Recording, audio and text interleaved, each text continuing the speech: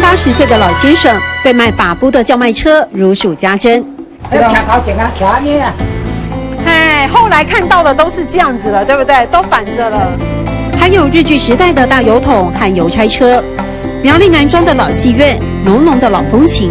喜欢收藏老东西的父子党改营业餐厅，刻意保留戏院本身的历史痕迹。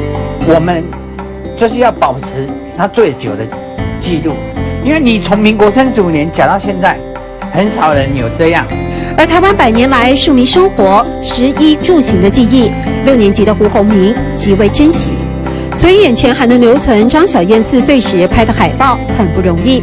旁边的放映机和第1代人工倒带机是胡鸿明的镇店之宝，堪称全台唯一。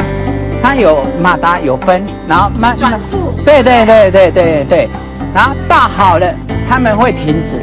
你喜欢它是宝，你不喜欢它是草。可惜怕高压电危险，老放映机不再运转。胡鸿明笑笑说：“文化资产丢不得，他不是为了赚钱才收集。”老师有没有看这上面是什么？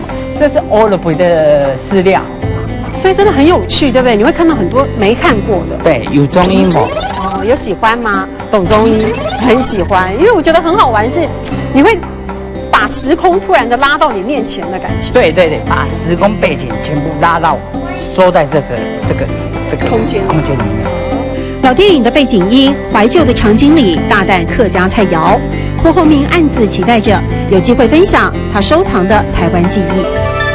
我们看到了一对父子，因为真心喜爱，留住了很多老时代的物品和回忆。这不只是父与子的传承，还有与这块土地的紧紧相系。有中医冇？